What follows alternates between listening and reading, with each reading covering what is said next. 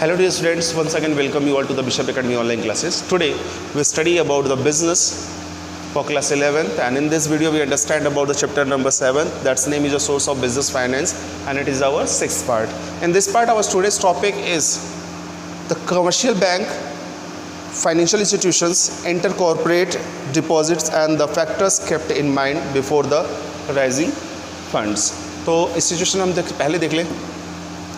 तो commercial bank की हम बात कर लें तो कॉमर्शियल बैंक का क्या सेंस क्या होता है। The commercial bank occupy a very important position as they provides the fund for the different purpose and different period. तो नॉर्मली क्या होती है, डिफरेंट पर्पस डिफरेंट पीरियड में क्या करती है जो कॉमर्शियल बैंक होती हैं, जो इंडस्ट्रीज होती है उसको फंड्स प्रोवाइड करने का काम करती हैं। तो कहता है firm of all size of can approach the commercial bank. तो देखिए जो फॉर्म्स ऑफ ऑल साइज, जितने जिस भी तरीके के फॉर्म्स हमारी होती हैं, can approach the commercial bank, वो कॉमर्शियल बैंक से अप्रोच लगा सकती है किसके रिगार्डिंग, फाइनेंस को रेज करने के रिगार्डिंग। फिर generally the commercial bank provide the short term and medium term loans, but nowadays they have start giving the long terms against the securities. तो short term and medium term तो loans provide करती है, लेकिन आज के time में securities के against वो क्या करती है, लॉन्ग टर्म अमाउंट भी देने का काम या लोन देने का काम करती है। हम मेरिट्स की बात करें इसके तो commercial banks provide the funds to firm as and when required.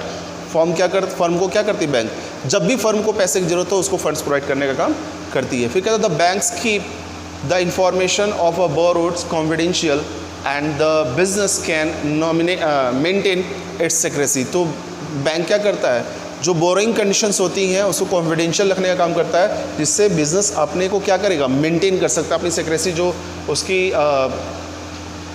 Secrecy जो है उसको बनाए रख सकता है। फिर कहता है नो फॉर्मुलेशन या formalities of issues of the prospectus etcetera are required, so it is a very easy to economical source of funds. तो नॉर्मली देखिए इसके लिए कोई फॉर्मेलिटीज़ स्टार्ट है, प्रोस्पेक्टस वगैरह शेयर वगैरह इशू करने के लिए हमको इस्तेमाल करना पड़ता है, तो ये सारी चीज़ें नहीं करने की जरूरत है, आसानी से ये हमको पैसे मिल जाते हैं। It is a very flexible source of a loan as a loan amount can be increase as well as decrease.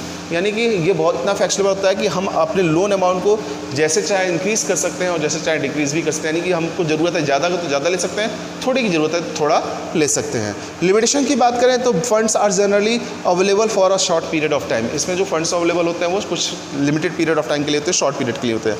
The bank make details investigation of a companies affairs and the financial structure before the issues of loan. Bank क्या करता है, पूरी तरीके से company के condition को check करने का काम करता है, उसका फाइनेंशियल स्ट्रक्चर चेंज करने का काम करता है। वो ये देखना चाहता है कि ये पेमेंट कर पाएंगे या नहीं। अगर वो ऐसा कर पाते हैं या उसके हिसाब से बैंक के हिसाब से सारी चीज़ें ठीक रहती हैं तो फिर वो क्या करता है, लोन को इशू करने का काम करता है। फिर कहता है इन सम केसेस द बैंक में put the restrictions on and different terms and condition. कुछ सिचुएशन में क्या होता है, बैंक कुछ रिस्ट्रिक्शंस रखते हैं और कुछ टर्म्स एंड कंडीशन भी रखते हैं लोन को प्रोवाइड करने से पहले। अब हम डिफरेंसेस देख लें, public deposit and loan from the commercial bank. तो पब्लिक डिपॉजिट में कोई सिक्योरिटीज़ की जरूरत नहीं होती है, जबकि बैंक से लेने पे सिक्योरिटीज़ की रिक्वायरमेंट होती है। गवर्नमेंट बाय द गवर्नमेंट, अगर हम बात करें गवर्नमेंट बाय, तो पब्लिक डिपॉजिट जो होती है वो क्या होती है, कंपनीज एक्ट के प्रोविज़न के थ्रू गवर्न की जाती है, जबकि कॉमर्शियल बैंक के अगर हम वो लोन्स की बात करें या रूल्स की रेगुलेशन की बात करें तो RBI के थ्रू वो गवर्न की जाती है। फिर कहता है रेट ऑफ इंटरेस्ट की बात करें तो rate of interest of a public deposit is comparatively low, इसका लो होता है, और अगर देखें तो कॉमर्शियल बैंक का जो इंटरेस्ट ऑफ रेट होता है वो थोड़ा सा हाई होता है। पीरियड की बात करें तो ये मैक्सिमम 6 से 3 ईयर्स तक के लिए होती है, और ये मीडियम टर्म और शॉर्ट टर्म दोनों तरह के पीरियड्स में अवेलेबल होता है। सूटेबिलिटीज़ की बात करें तो ये जो होता है सूटेबल और finance for the companies with the good reputation and the financial standings, यानी उन कंपनीज के लिए ज़्यादा सूटेबल है जिनका रेपुटेशन अच्छा होता है, और ये सभी तरह के इंटरप्राइजेस के लिए, सभी तरह की कंपनी, बिजनेस ऑर्गेनाइजेशन सबके लिए कॉमर्शियल बैंक क्या सूटेबल होता है। सिक्रेसी की बात करें तो पब्लिक डिपॉजिट में कोई सिक्रेसी नहीं होती है, लेकिन कॉमर्शियल बैंक के थ्रू अगर कोई पैसा जमा कलेक्ट कर रहा है तो उसकी सिक्रेसी बनी रहती है, बैंक बनाए रखता है। अब हम बात करते हैं loan from the financial institutions. तो कॉमर्शियल बैंक के अलावा बहुत सारे ऐसे इंस्टीट्यूशंस भी हैं जो हमारे बिजनेस ऑर्गेनाइजेशन को लोन प्रोवाइड करने का काम करते हैं। The public finance institutions are referred to as a lending institutions. अगर पब्लिक फाइनेंस की बात करें, ये इंस्टीट्यूशंस क्या रेफर करती हैं, एक लेंडिंग इंस्टीट्यूशन, डेवलप्ड बैंक्स और द फाइनेंशियल इंस्टीट्यूशंस ये बैंक की बात करें, डेवलपिंग बैंक की बात करें, जैसे IDBI होता है, इंडियन डेवलपमेंट बैंक होता है, इंडस्ट्रियल डेवलपमेंट बैंक है। इसके साथ साथ फाइनेंशियल इंस्टीट्यूशंस जो केवल फंड्स देने का काम करती हैं। After independence the government of India realized that for economic development of a country only the commercial bank are not satisfying या सफिशिएंट। तो नॉर्मली देखें तो आज़ादी के बाद गवर्नमेंट ऑफ इंडिया ने ये महसूस किया कि कमर्शियल बैंक इकोनॉमिकल डेवलपमेंट के लिए पूरी तरीके से सफिशिएंट नहीं है, यानी कि हमें और भी चाहिए ऐसे बैंक्स जो हमारे क्या कर इकोनॉमिकल डेवलपमेंट में हमारी हेल्प कर सकें। तो there must be the financial institution to provide the financial assistance and the guidance to the industries and the business enterprises. The need for the public financial institutions was felt due to the following reasons. तो अब financial institutions की ज़रूरत क्यों पड़ी, वो कुछ reasons दिए गए।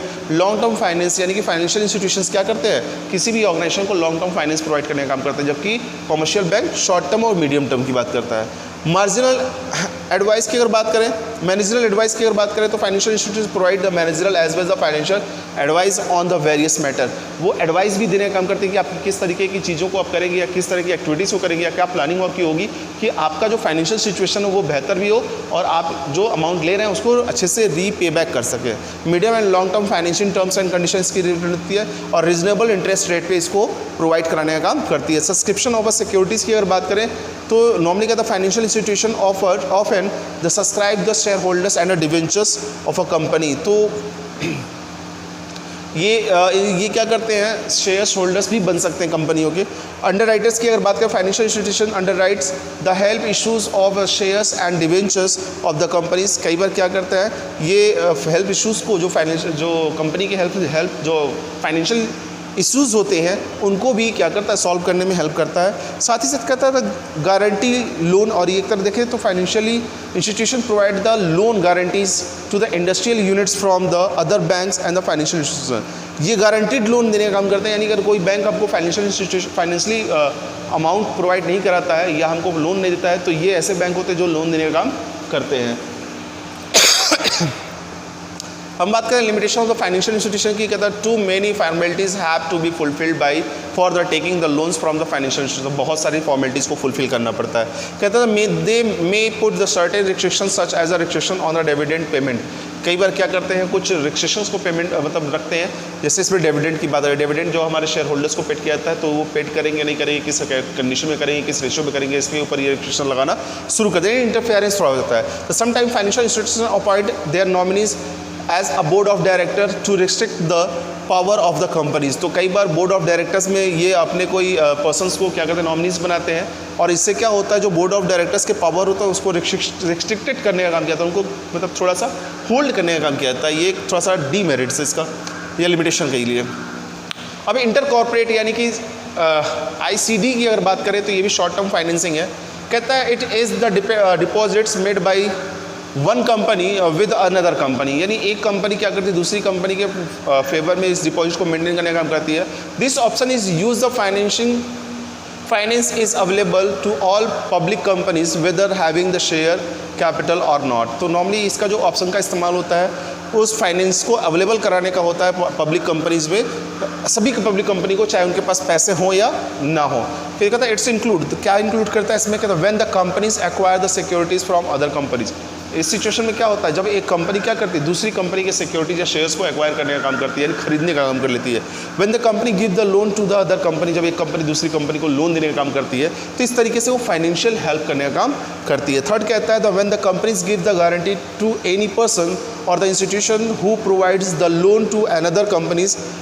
कई बार क्या करता है, ये ऐसे इंस्टीट्यूशंस या पर्सन्स को गारंटी देने का काम करता है जिन्होंने उस कंपनी को, जिस कंपनी के साथ इसका ट्रांजैक्शन है, जिस कंपनी के साथ रिलेशनशिप है, उसको लोन दिया होता है, तो वो गारंटी देता है कि भाई हम लोन आपका पेमेंट करवा देंगे। तो in general we can say only the companies arrange the funds from another companies, it is the known as a inter corporate deposits. तो अगर नॉर्मली देखें तो एक कंपनी जब दूसरी कंपनी से फंड्स को मैनेज करने का काम करती है तो ऐसी सिचुएशन को हम क्या कहते हैं, इनकॉर्पोरेट डिपॉजिट करने का काम करते हैं। There are 3 type of incorporate deposit. पहला 3 मंथ्स, दूसरा 6 मंथ एंड कॉल डिपॉजिट की बात करते हो। तो ये जो डिपॉजिट्स होते हैं कुछ शॉर्ट पीरियड ऑफ टाइम के लिए होते हैं और ये 3 मंथ से ज़्यादा का नहीं होता। The annual rate of interest is given the 3 months is deposited by 12% per annum, यानी इस पर 3 मंथ में जो इंटरेस्ट दिया जाता है वो 12% का होता है पर एनम के हिसाब से। 6 मंथ में बात करें तो इस पर जो मिलने वाला इंटरेस्ट होता है वो होता है 15%। और ये कहता है these are made with the first class borrowers, और ये किसके थ्रू मेंटेन कहते हैं, फर्स्ट क्लास बोरोवर्स के थ्रू मेंटेन कहते हैं। कॉल डिपॉजिट की अगर बात करें तो this can be written down by the lender by giving the 1 day notice. The rate of the interest is 10%। तो ये क्या होता है, मनी लेंडर के थ्रू होता है, वो एक नोटिस देके क्या करता है, इस तरह के डिपॉजिट्स को मेंटेन करने का काम कर सकता है, जिसपे मिलने वाला जो इंटरेस्ट होता है वो 10% होता है। Merits of inter corporate deposit की अगर बात करते हैं तो सिक्रेसी इसकी जो होती है वो कैसी होती है, तो कहता है the brokers and the broker is this market never reveal their list of money lenders and the borrowers, यानी इस पर मनी लेंडर्स और बोरोवर्स के लिस्ट को वो डिस्क्लोज करने का काम नहीं करते, इसलिए सिक्रेसी बनी होती है। These deposits are the suitable for the borrowing companies to solve their short term funds problem immediately. अगर ये अक्सर क्या होता है, ये जो कंडीशन होती है वो ऐसी कंपनियों के लिए होती है जिनको बहुत कम टाइम के लिए पैसे चाहिए होते हैं, तो उसको ये सॉल्व करने का काम करता है। The free from the bureaucratic and legal problems, तो ये क्या होता है, जो ब्यूरोक्रेटिक होता है, लाल फीता शाही जो होती है, यानी कि ताना जो कहता है कि जबरदस्ती नहीं, हमको पैसे हमारे इसी टाइम पे चाहिए तो चाहिए, वो वाली सिचुएशन जो होती है, और लीगल प्रॉब्लम जो होती है, एक्शंस वाली जो गवर्नमेंट के मतलब कंपनी के अगेंस्ट ली जा सकती है, उनसे ये बचा रहता है। डीमेरिट्स की बात, not suitable for the long term financing के लिए सूटेबल नहीं होता है, हाई रिस्क इसमें होता है, और साथ ही साथ हाई रेट ऑफ इंटरेस्ट दिया जाता है जो कि बैंक से कहीं ज़्यादा होता है। यहाँ पे एक क्वेश्चन है जिसमें नॉर्मली कहता है Heena started a small sweet shop in Delhi under the name of Mithai Wala. अगर हीना क्या करें, मिठाई वाला के नाम से एक दुकान खोल ली दिल्ली में।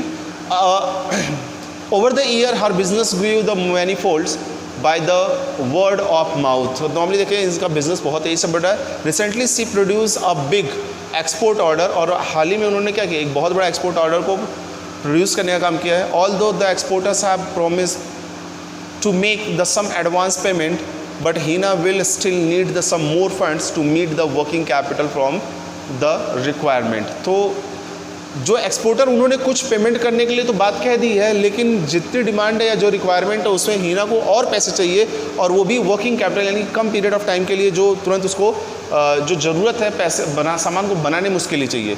तो suggest any two source through which the Heena can raise the funds to meet the working capital requirement.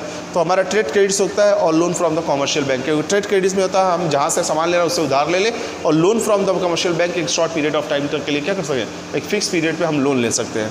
फिर कहता है give the 2 merits of each session, तो आपने मेरिट्स देख लिया। अब हम बात करते हैं factors keeped in mind before the selecting the suitable source of the business finance, यानी कि बिजनेस फाइनेंस को सेलेक्ट करने से पहले उन कौन कौन से फैक्टर्स को हमें दिमाग में रखना चाहिए। तो पहला है कॉस्ट इन्वॉल्व, हमें यानी हम अपना जो बिजनेस स्टार्ट कर रहे हैं हमें कितने कॉस्ट की रिक्वायरमेंट होनी चाहिए, उतने ही कॉस्ट को हम डिमांड में रखें जितने की एग्जैक्टली रिक्वायरमेंट हो। एक्सेस रखने पे क्या होता है, लाइबिलिटीज़ को जनरेट करते हैं और अननेसेसरी एक्सपेंसेस हमारे बढ़ जाते हैं। नॉर्मली कहता है before the finalizing the any source of finance the company must find out the cost involved in the procurement of our funds and the cost involved in the using of the funds, यानी कि कितने cost की requirement है और कितने हम use करने वाले हैं, इन दोनों को उसको पहले कंपनी को जानना होगा। फिर ये कहता है both the cost must be less than the benefits which they get using that some source of funds. तो नॉर्मली क्या होना चाहिए, ये उस बेनिफिट से कम होना चाहिए जो वो सोर्स ऑफ फंड्स के बेसिस पे जनरेट करने वाले हैं। फिर कहता है financial capacity of the firms, तो फाइनेंशियल कैपेसिटी हमारी क्या है, क्या हम जो तरीके के फर्म को, जिस तरीके के लोन को अडॉप्ट करने जा रहे हैं हम उसका पेमेंट कर पाएंगे कि नहीं कर पाएंगे, हम उसको पे बैक कर पाएंगे टाइम से कि नहीं पाएंगे। फाइनेंशियल सिचुएशन अच्छी है तो ठीक ठाक हम फर्म से लोन ले सकते हैं, लेकिन अगर फाइनेंशियल सिचुएशन अच्छी नहीं है तो हमें लोन अपनी रिक्वायरमेंट के हिसाब से ही लेना चाहिए, अननेसेसरी अमाउंटिंग को मेंटेन करने का काम नहीं करना चाहिए। Forms of the business organization की अगर बात करें तो बिजनेस ऑर्गेनाइजेशन हमारा कैसा है, सोल प्रोप्राइटर है, पार्टनरशिप है या कंपनी है, किस तरीके का है, इसके ऊपर भी हमारे सोर्स ऑफ फंड्स को फोकस करते हुए फोकस करना चाहिए, मतलब ध्यान में रखना चाहिए। कहता they have depend on the factorings, leasings, loan, trade credit etcetera where the joint stock companies prefer the issue of a shares and debenture of the funds. तो नॉर्मली अगर देखें तो हम क्या कर सकते हैं, अगर सोल प्रोप्राइटर है या पार्टनरशिप फर्म है तो हम इस तरीके से लीज पे लेने का काम कर सकते हैं, ट्रेड क्रेडिट ले सकते हैं, ठीक है, अपने रिक्वायरमेंट को पूरा करने के लिए। अगर वहीं हम ज्वाइंट स्टॉक कंपनी है तो हम शेयर या डिवेंचर इशू कर सकते हैं। टाइम पीरियड की अगर बात कर लें तो another factors which helps in deciding the source of the funds in is the duration of for which the firms require the funds, as for the short period trade credit, factoring, short terms loans, etc. The suitables as for the long term shares debentures are the suitables. अगर हम medium term की बात करें तो normally क्या होता है, जैसे यहाँ पे कहने का तो टाइम पीरियड है, नहीं हमें को फंड्स का सोर्स कैसे चाहिए। अगर मान लीजिए शॉर्ट टर्म पीरियड के लिए वो फंड चाहिए, यानी कि कम टाइम के लिए चाहिए, तो उसमें हमें ट्रेड क्रेडिट देते हैं, फैक्टरिंग्स ले सकते हैं, या फिर शॉर्ट पीरियड ऑफ लोन ले सकते हैं। लेकिन अगर हमको क्या करना है, लॉन्ग पीरियड के लिए चाहिए तो शेयर्स हम इशू कर सकते हैं, डिवेंचर्स इशू कर सकते हैं। मीडियम टर्म के लिए चाहिए तो हम पब्लिक डिपॉजिट या लोन्स ले सकते हैं। फिर इसका अगर रिस्क इन्वॉल्व की बात करें तो यानी कि हम जिस बिज़नेस में काम कर रहे हैं और किस तरीके से फंड्स को जनरेट कर रहे हैं उसमें कितना रिस्क इन्वॉल्व है, ये भी हमको देखना चाहिए। अगर हम बात करें तो सिक्योरिटी ऑनेस्ट फंड्स की अगर बात करें तो इसमें कोई रिस्क इन्वॉल्व नहीं होता। बोरोस फंड की बात करें तो इसमें रिस्क इन्वॉल्व होता है। अगर आपका बिजनेस नहीं चलता है तो आपको पेमेंट करना पड़ता है। फिर कंट्रोल की बात करें तो कंट्रोल किसका कैसे बनता है, तो नॉर्मली देखिए इक्विटी शेयर होल्डर्स और क्या करते हैं, रियल ऑनर के रूप में इसको ट्रीट किया जाता है इक्विटी शेयर होल्डर्स को, और वो क्या कर सकते हैं, बिजनेस के ऊपर पूरी तरीके से कंट्रोल कर सकते हैं। और वहीं अगर हम बात करें तो equity share holders do not want to the lose the control, they must be not issue the more equity shares to issue the additional capital as it may result the dilution of the control। तो normally क्या होता है कि अगर हम equity share ज़्यादा से ज़्यादा इशू करेंगे तो इक्विटी शेयर होल्डर्स के पास राइट्स होता है क्या कि वो बिजनेस के कंट्रोलिंग को मेंटेन कर सके। इसलिए क्या करना चाहिए कि कम से कम इक्विटी शेयर्स को इशू करना चाहिए। अगर हम ज़्यादा इशू करेंगे तो हमारा अपना जो कंट्रोल होता है बिजनेस पे वो खो सकता है। फ्लेक्सिबिलिटीज़ होती है तो हमारी सिचुएशन कैसी है, उसका लॉन्ग टर्म डेट लेने की बात कर लें, या फिर हम कहते हैं यहाँ पे sometime the financial institutions which provide the long term debts to the companies put the certain restrictions on the companies or which restricted to the flexibility of a company. So if other options are easily available, the firm do not prefer the loan from the financial institutions and the bank which put the restrictions। तो normally अगर देखें तो पहले ये company को क्या करना चाहिए, उन फैसिलिटीज़ को देखना चाहिए जहाँ से कंपनी के ऊपर कोई बर्डन जनरेट नहीं होता है। अगर वो नहीं मिलता है तो फाइनेंशियल इंस्टीट्यूशन की तरफ देख सकता है, क्योंकि फाइनेंशियल इंस्टीट्यूशन हुआ या बैंक हुए तो कुछ रिस्ट्रिक्शंस को जनरेट करने का काम करते हैं।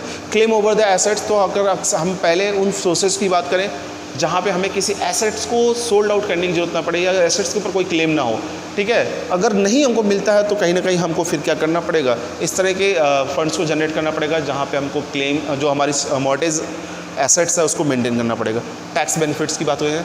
सो डियर स्टूडेंट्स, ये चैप्टर अब अभी आपका ख़त्म होता है। इससे रिलेटेड अगर कोई भी डाउट होता है या कोई भी इश्यूज़ होती है तो आप गूगल क्लासरूम के थ्रू ज़रूर पूछें। Thank you.